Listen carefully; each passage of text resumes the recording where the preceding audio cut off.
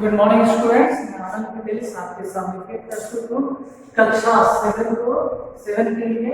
और जो कि हम चैप्टर पढ़ रहे थे वर्ण विचार। और जैसा के बारे में हम लोग जान चुके वर्ण के बारे में कि वर्ण उस ध्वनि को कहते हैं जिसका खंड या टुकड़ा नहीं किया जा सकता है।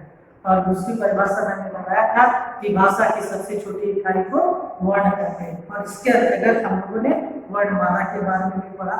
आज हम लोग देखेंगे वर्ण के भेद। तो वर्णों को दो भागों में बांटा गया है, स्वर वर्ण और व्यंजन वर्ण।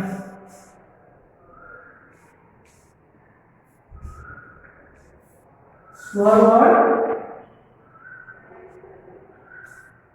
और व्यंजन वर्ण।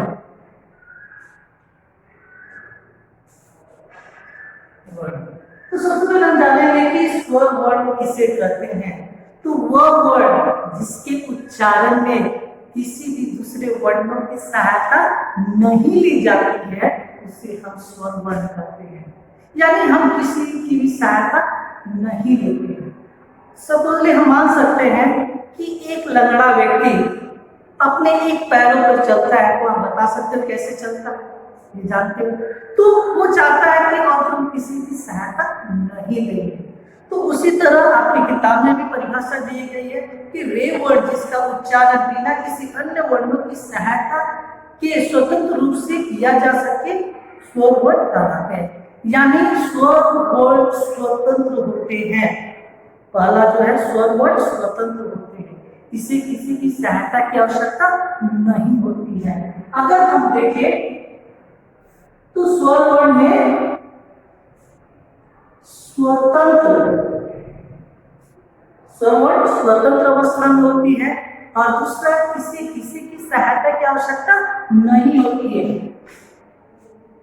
सहायता की आवश्यकता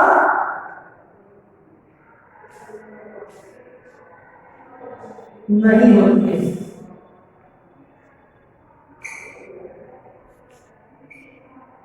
और तीसरा हम लिख सकते हैं इसकी परिभाषा, या तीसरा इसकी परिभाषा को हम लिख सकते हैं। बच्चे ध्यान देंगे, ये अंतर्गत यानी इसके अंतर्गत हम स्वर वर्ण और व्यंजन वर्णों में क्या अंतर है इसको स्पष्ट करते हम लोग चलेंगे। और हम जानेंगे कि स्वर वर्ण के अंतर्गत अ, ई, उ इत्यादि आते हैं। जैसे यहाँ पे लोगे यानी चौथा होगा, जैसे अ, ई, उ इत्यादि। तो आप लोगों ने यहाँ पर 4 चीजों के बारे में जाना। पहला, स्वर वर्ण स्वतंत्र अवस्था में पाए जाते हैं। दूसरा, स्वर वर्ण किसी की सहायता की आवश्यकता नहीं होती, किसी भी वर्णों की सहायता की आवश्यकता नहीं होती। और तीसरा जो है आप उसकी परिभाषा लिखोगे कि वह वर्ण जिसके उच्चारण में किसी दूसरे वर्णों की सहायता नहीं ली जाती उसे हम स्वर वर्ण कहते हैं। और जैसे अ, ई, उ। तब हम आते हैं हिंदी में इनकी संख्या 11 होती है। आप लिख सकते हो पांचवा में संख्या कितनी होती है? 11। यानी यहाँ पर 5 अंतर आपको दिए गए हैं। जब स्वर किसी व्यंजन के साथ मिलाकर लिखा जाता है तो उसकी मात्रा लगाकर लिखा जाता है व्यंजन के साथ। तो व्यंजन के बारे में हम लोग बाद में पढ़ेंगे, लेकिन सबसे पहले हम लोगों ने स्वर के बारे में इन 5 चीजों को जाना। पहला, स्वर जो है स्वतंत्र अवस्था में पाया जाता है। दूसरा जो है स्वर वर्ण की सहायता की आवश्यकता नहीं पड़ती है, किसी भी स्वर वर्ण में किसी की सहायता की आवश्यकता नहीं पड़ती है। तीसरा परिभाषा, वह वर्ण जिसके उच्चारण में किसी दूसरे वर्ण की सहायता नहीं ली जाती है उसे हम स्वर वर्ण कहते हैं, जैसे अ, ई, उ। और पांचवा जो है स्वर वर्णों की संख्या 11 होती है। तो 5 ये आप लिखोगे। अब हम आते हैं स्वरों के भेद। बच्चों ध्यान में रखेंगे कि व्यंजन हम लोग बाद में पढ़ेंगे अभी। तो अब हम आते हैं स्वर के भेद।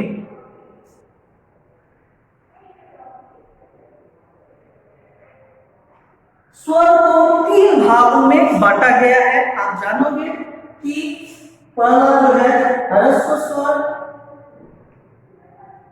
ह्रस्व स्वर, दूसरा जो है दीर्घ स्वर और तीसरा जो है प्लुत स्वर। प्लुत स्वर यानी जो पूरी तरह से छिप गया अभी उसका उच्चारण न के बराबर होता है। बच्चों ध्यान में रखोगे इन वर्णों ह्रस्व दीर्घ और प्लुत को जानने के लिए मैं एक छोटे परिवार की कल्पना करके आपको मैं बताना चाहता हूँ कि सबसे पहले हम जानेंगे कि परिवार क्या है। तो माता पिता और बच्चों से मिलकर के परिवार बनता है, ये भी आप जानते हैं। तो छोटा परिवार जिसमें माता पिता और 2 बच्चे होते हैं। अगर वो परिवार में अगर पिताजी को अपने बेटे को बुलाना हो तो काफी धीरे आवाज में बोलते हैं, सोनू इधर आ, यानी कम समय लगता है, सोनू इधर आ, कम धीमी आवाज में आप बोलते हैं।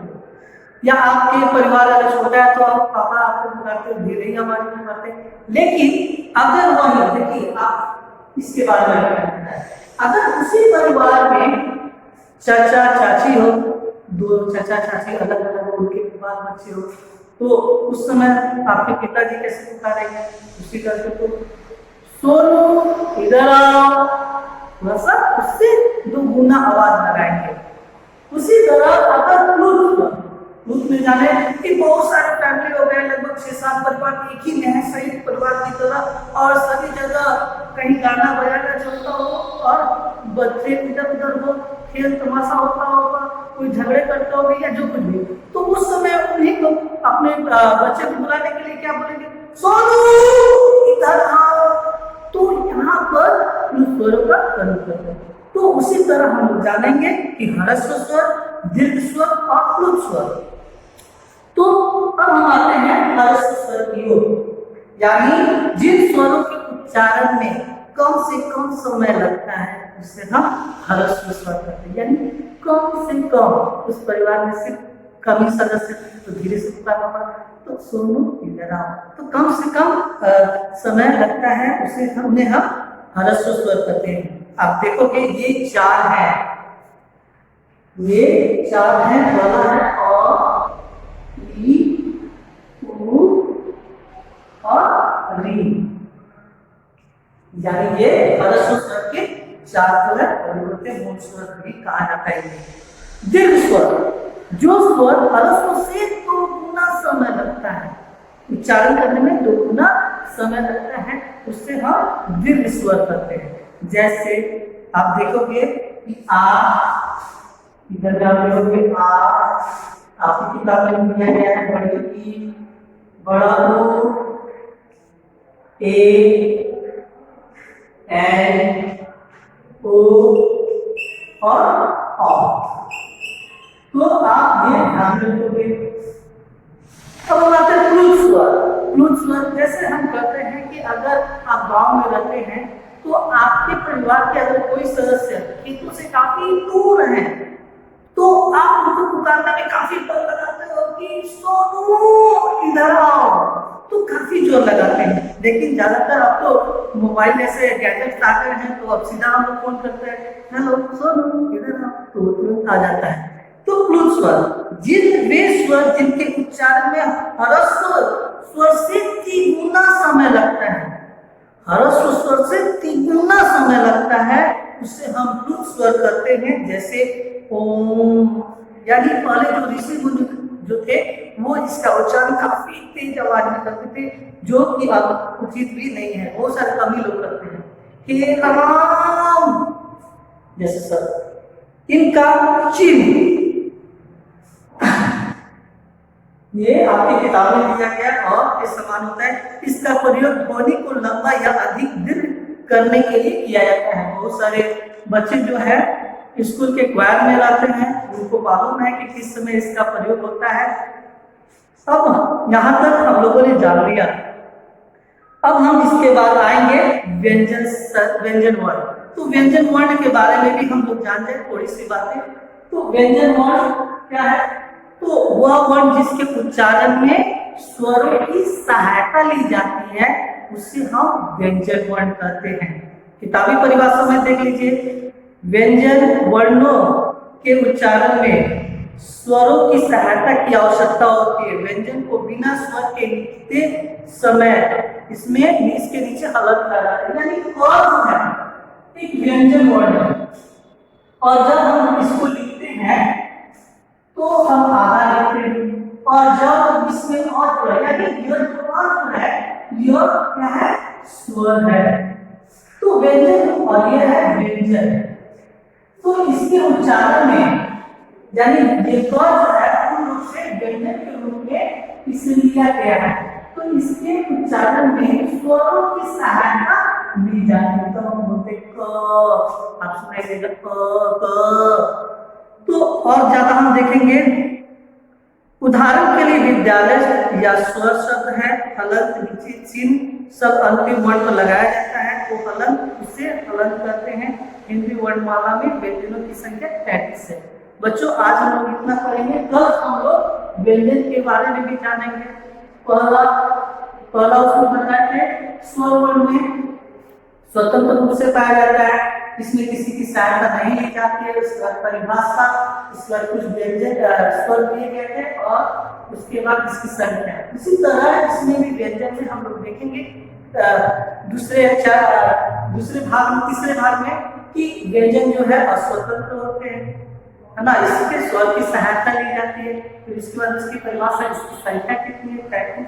तो आज हम लोग इतना ही पढ़ेंगे। बच्चों ध्यान में रखेंगे, आप अपने व्याकरण कॉपी में सर्वप्रथम वर्ण विचार, फिर उसके बाद वर्ण किसे कहते हैं, उसको कितने भागों में बांटा गया है, दीर्घ स्वर और पूर्ण स्वर की परिभाषा आप लिख लोगे। कुछ होमवर्क मैं देता हूँ, आप नोट डाउन कर लोगे। स्वर वर्ण किसे कहते हैं, किसे कहते हैं, है दूसरा प्रश्न है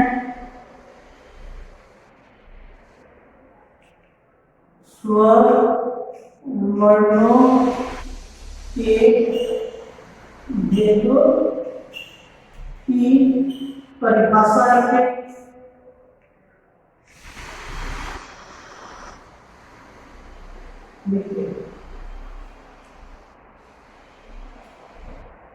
बच्चे ध्यान देंगे, आज के लिए हम इतना ही पढ़ेंगे। अगले इस वीडियो को आप शेयर कीजिए और दूसरों को भी बताइए। तब तक के लिए धन्यवाद।